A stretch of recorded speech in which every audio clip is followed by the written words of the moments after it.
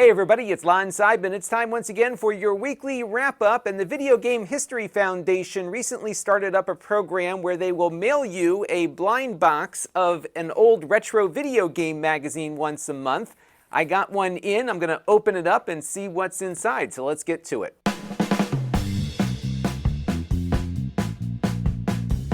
So let's take a look at what this Video Game History Foundation is all about before we dive into my mystery envelope here. They are a 501c3 nonprofit here in the U.S., and they are dedicated, they say, to preserving, celebrating, and teaching about the history of video games. And what's attracted me to their work is that they're eager to collect a lot of the historical information about this industry and the art form. So it goes beyond just getting their hands on old video games and old consoles and stuff. They're actually digging into notes from developers. They're trying to get their hands on the entire collection of raw material from journalists. Like whatever they can get, they're getting and then processing and trying to work with, including source code. And if you go to their blog, they've got some really fun recent examples of some amazing work. This is the one that really got me, which was getting their hands on an old ROM from the Sega VR. This is a hardware accessory for the Sega Genesis, yet another add-on for it, that was going to bring virtual reality to that 16-bit console. And this was really far along, because I remember hearing about it back in 1995 when they were about to release it. In fact, this marketing piece showed up in Sega Visions magazine in August and September of '95. They had 4 games ready to go. They had the hardware. People were saying it actually wasn't all that bad, but for whatever reason, Sega just decided to abruptly cancel the project. It could be that they already had 2 other add-ons they were trying to sell, the 32X and the Sega CD, and probably felt that this was not going to make it, or perhaps it was just making people sick, which was the rumor that everybody was talking about. And what was funny was that there was footage of this thing working at trade shows and people wearing it like it existed, and I was really wondering why we never saw any kind of ROM or any evidence that this thing existed beyond some of these videos that you might find on YouTube. Well, crazy chain of events, but the Video Game History Foundation got their hands on a CD-ROM that had source code for one of the games that was going to be part of this, likely the game that they were demoing at these trade shows.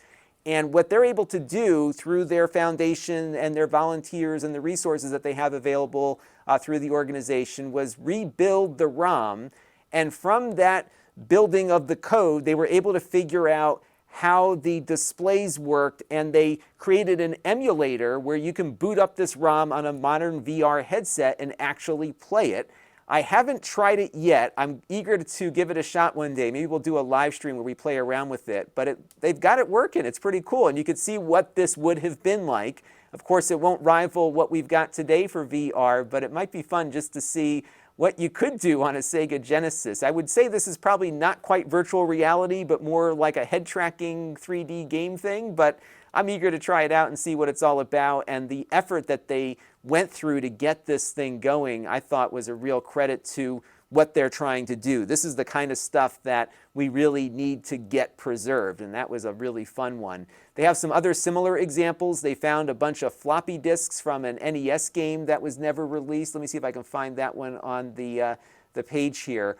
It was a game from probably the late 80s, which was going to be a Days of Thunder licensed game.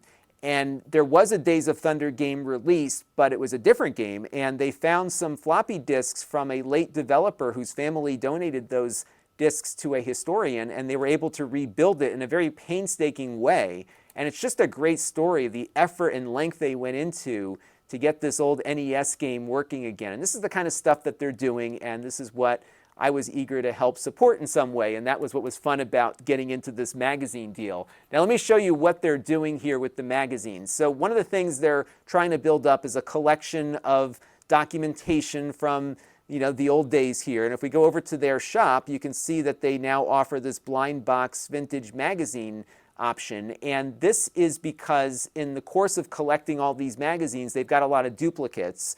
So they're now allowing you to buy them as kind of a donation to the foundation. And they have a subscription plan that I signed up for. And so every month I'm going to get one of these mystery envelopes with a video game magazine in it. Now when I subscribed, I specified I wanted 80s or 90s only.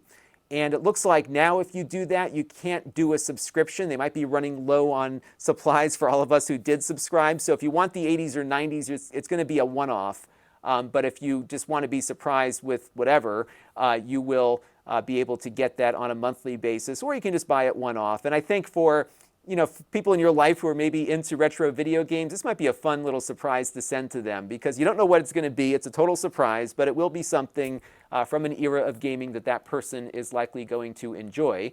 And without further ado, why don't we open up my envelope now and see what they sent me. All right, so let's open it up. Oh, the envelope is falling apart on me. So they don't tell you what they're sending you. It's totally random, and it's all duplicates from their thing. Okay, I'm going to flip it over to the back here so I don't break the surprise. Now, surprisingly, they package these things quite nicely. So you get a certificate of authenticity along with a sticker here. And let's take a look at that. Pretty nice. Get their logo on the back here. It's actually, it's got a seal on it. And it's signed by Frank Cifaldi and Kelsey Lewin. Kelsey is on Metal Jesus' channel quite a bit. She's got a great store, 2 stores in Seattle, Washington. And it's got a nice piece of cardboard here to keep it good. So let's see what we get. All right, we got Game Pro. So this is Game Pro from May of 1995. How about that?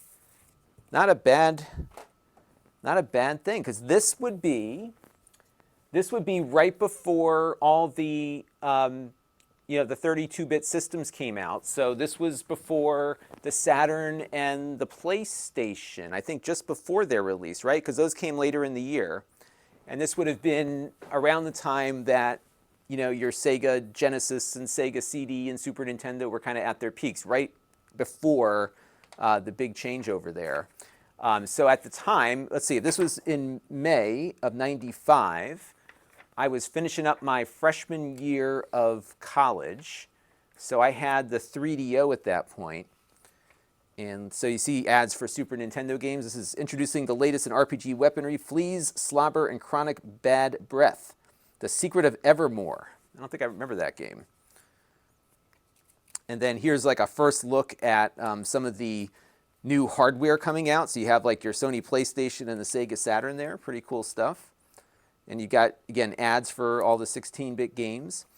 And what's interesting is the gaming media really stepped up its game around this period of time. This is when people started really consuming game media. And here's something. This is the satellite view. I think there was a game that this is for the Super Nintendo where you could get games over satellite. Isn't that cool? So somebody found one of the cartridges that was working with this system at one of these Super Potato stores in Japan, and they were able to extract a game that was never released for the Super Nintendo. Talk about those ROMs, right? Pretty neat. So here's a little talk about Street Fighter, the movie, the video game. So remember, Street Fighter had a movie, and then they made a video game of the movie using digitized characters from the movie. That's real meta. Here's an ad for the Super Game Boy. We reviewed that a little while back. Remember I bought one? And some Game Boy games here. And this was actually before the Game Boy Color, if I'm not mistaken, because this was 1995. So the Game Boy Color was still a few years off. So you're still seeing ads for that. A lot of ads for that. So here's like a whole overview of video game hardware. So they've got the 3DO here. They've got the Sega Genesis, the Super Nintendo, and the Jaguar. So these were available along with the Neo Geo. I think the Neo Geo CD was available. Yep, so this is all the stuff that was currently available for sale at that period of time. And there is mention of the 32X. Okay, so this was after it had come out. I didn't buy my 32X until 96 or 97. So it sold for $150. I got mine for $30 on clearance at a Toys R Us. And then you got the Sega CD and the Sega CDX here. And then they're mentioning the Saturn and the PlayStation. And there was some excitement over that. Looking extremely good. Also looking extremely good, they say. And then a big question mark. What's the Nintendo Ultra 64 going to look like? And then here it's talking about the end of the NES. So I guess, was the NES canceled in 95? I don't know. But they were counting it dead at this point in May of 1995. And you could subscribe. So even all this stuff is still in here, like the subscription cards and everything. 12 issues for 20 bucks. These magazines were not cheap. So here is a thing about the Sega channel. And I was so jealous for people that had this because this would work on your cable television system. But this is predating cable modems for the most part. This might have been right when cable broadband was first being experimented with. And what you did is you plugged this into your Sega Genesis, and it would download games over your cable TV service. And you were able to choose what games you wanted to play. My guess is they were constantly transmitting this stuff down the wire, and the cartridge would wait for the game that you're looking for to arrive, and it would download it onto the internal memory, and you could play the game. Kind of like a flash cartridge, but legitly licensed. So that was neat. And people who had this service, I think, really liked it because you spent, a monthly fee. It's kind of like, it's like the equivalent of Game Pass today, right? So that was kind of cool. And then we've got a whole bunch of stuff on online video game information part 1. So remember, around this time, not only was there a big transition in video games, people were first getting on the internet, right? So what you got here are some information about websites that you could go to. But down here, they were also listing out Usenet groups. Many of these I was active in, like recgames.video.3do, which was part of the internet. It was basically the internet's equivalent of a worldwide bulletin board system. And Usenet is still around, not used as much for conference or for discussion these days. But they have some websites you can visit. They've got CompuServe and America Online, all sorts of ways to find video game information online. Little did they know that magazines would have a hard time surviving after all of that. And of course, you had the Jaguar, which was being sold at that point as well. And for a next generation system, it was pretty reasonably priced here at this point, 160 bucks. The game library wasn't all that great, right? But if you wanted to get something better than your 16-bit system, this was probably the lowest price option you had at that point. So here's a fun section called SWAT Pro.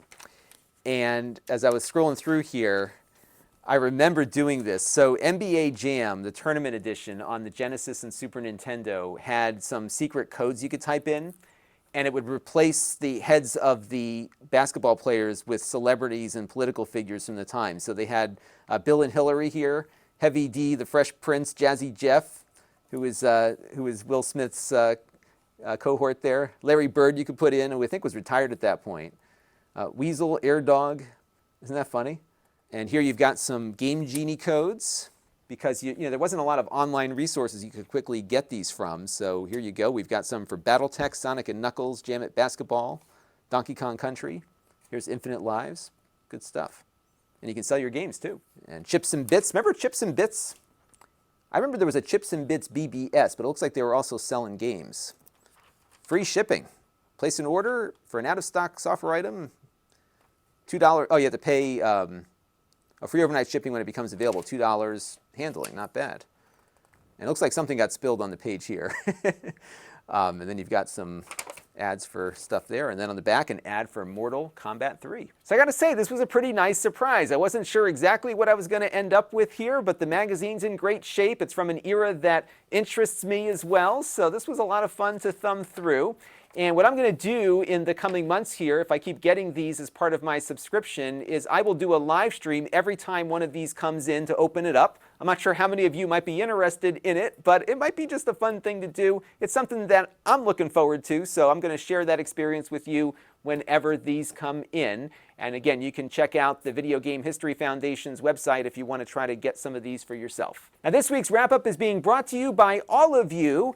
And on our last couple of live streams, we had a bunch of super chatters that I want to thank, including Chris Allegretta, Logi KGR, Mark Dell, Ken Driggers II, Carol Chermazinski, Toys Are for Boys, and Eric's Variety Channel. We also have some new supporters here on the channel. Sergio Morales made a gold level contribution. Thank you very much for that. I also want to thank Boz Hobbs, who contributed via the YouTube membership program. Joe Rowe signed up on our donor box page. And then we have Peaceful Oblivion 1 and B Blanks 05, who contributed via Floatplane. I want to thank everybody who contributed this week and everyone who contributes on an ongoing basis, along with all of you who watch on a regular basis too, because all of those things equal channel growth.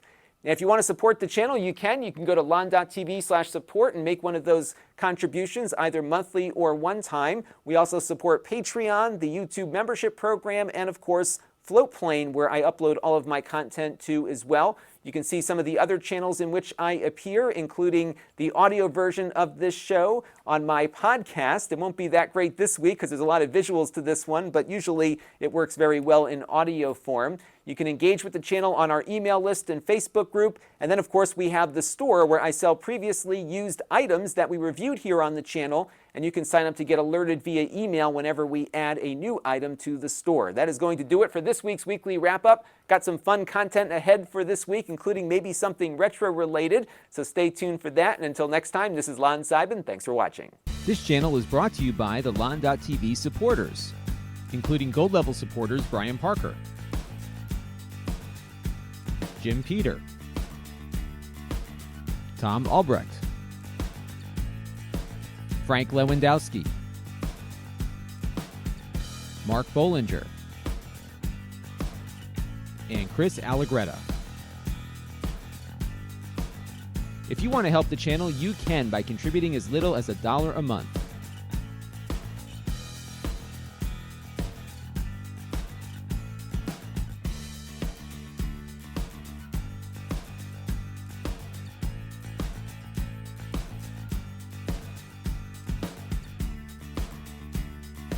Head over to Lon.TV/support to learn more.